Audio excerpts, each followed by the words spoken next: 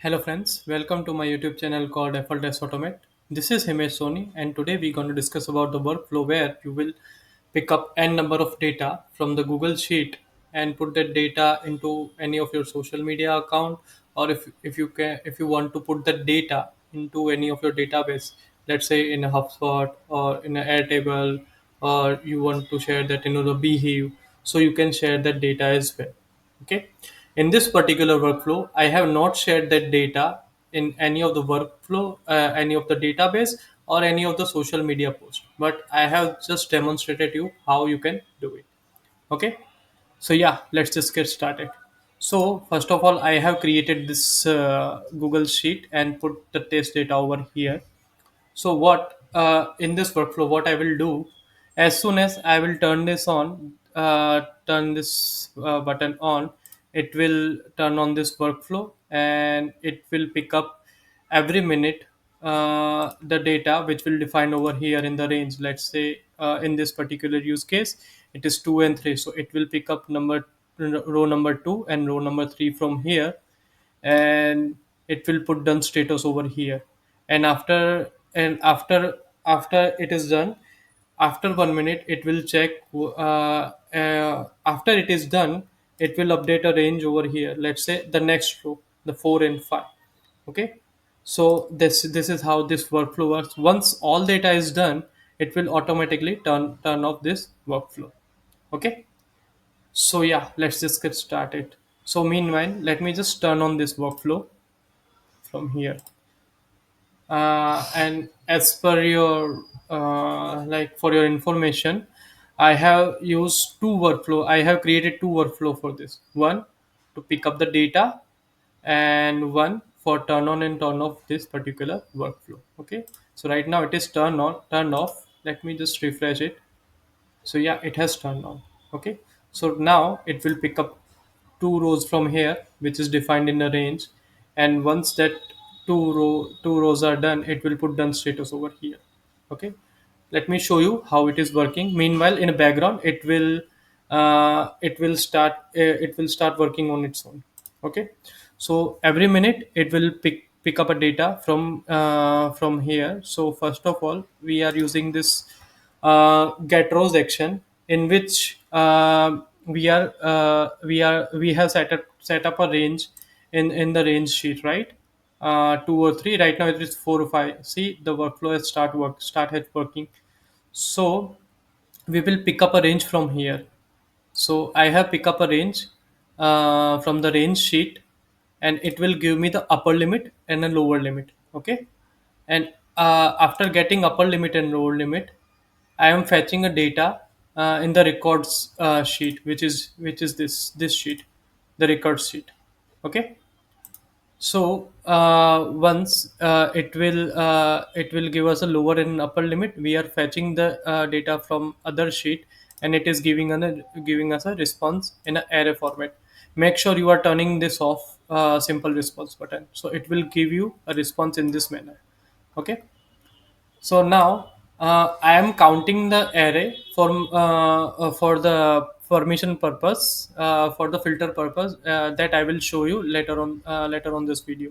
Why I am using this. So we will. So this was the test data. So the counting is 5, but in this particular use case, the count will be 2. Okay, then what I am doing, if we are finding any of the data, if the data exists, okay, in this particular use case, yes, it does exist. So we are putting this filter over here. Okay, if the array exists, then and only we are moving forward with this workflow. Okay, then we are going with the iterator. Okay, we are processing the array which we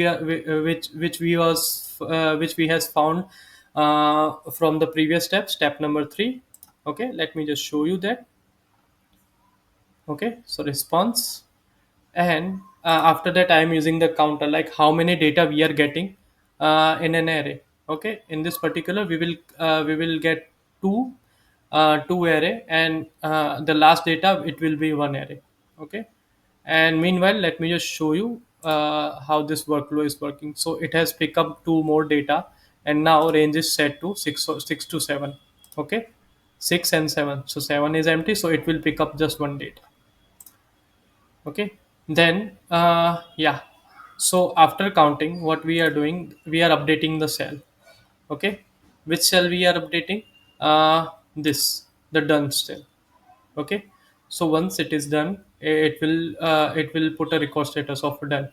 And here, above this step, you can put your social media handle, or you can put your whatever database you are using. Let's say if you want to put your data into the HubSpot, you can use a add contact action, and you can put your record as well. Okay. After putting that record, we are using the filter. So now, if the final value of this counter is equal to the value of the array, okay, the final value of this counter is equal to value of an array. So array which we are getting, which is 2, and counting, so counting, which is also 2, if are true, the final value is true, then only what we are doing, we are using then we are setting the upper limit and lower limit. Okay. In upper limit, what in a lower limit, what we are doing, we are adding lower limit plus array count, so in which we will get a new range of a lower limit of 7. Same we are doing for the upper limit. We are adding upper limit with the array, and we are adding it, and then we are updating the row of a range. Okay. Let's say our new range is 7 and 11. In this particular use case which we are running right now, it will be before it was 2 and 3, now it is 3, 4 and 5. After this it will be 6 and 7. Okay. Once all this data are done, let's say every 1 minute it will pick up 2 rows, and it will add new range. It will give us a new range.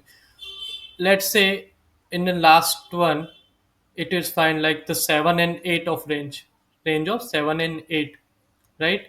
So in 7 and 8 we are not having any data, so it will turn off our workflow. See, it has turned off our workflow, so workflow is working fine.